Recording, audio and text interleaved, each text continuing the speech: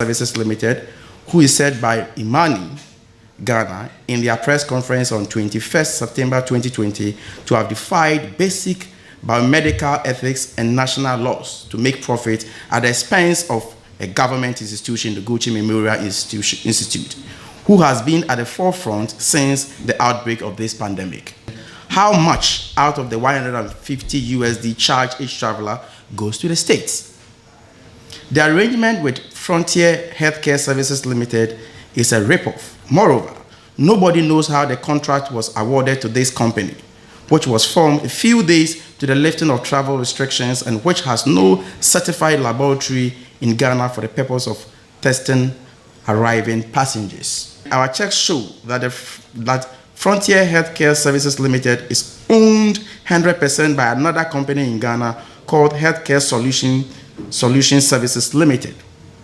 Our sources indicate that Healthcare Solution Services Limited was incorporated on 3rd June 2020. The company also received its certificate to commence business on the same day. Further investigations have shown that Healthcare Solution Services Limited is owned 100% by another company called the Peters Family Company Limited.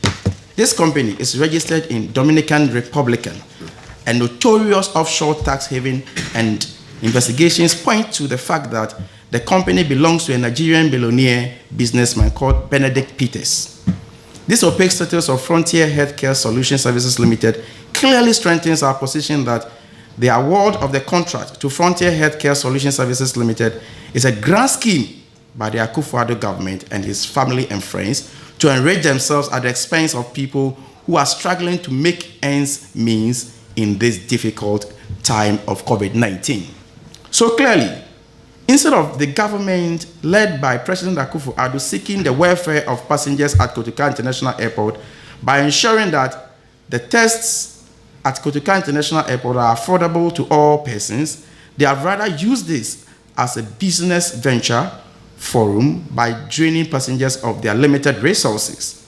People have gone through difficult experiences due to COVID-19. We therefore serve notice that if nothing is done, the next NDC government from January 7, 2021 will not only abrogate the contract, but also go after all those who have conspired to perpetrate this grand scheme of wicked extortion on the good people of Ghana.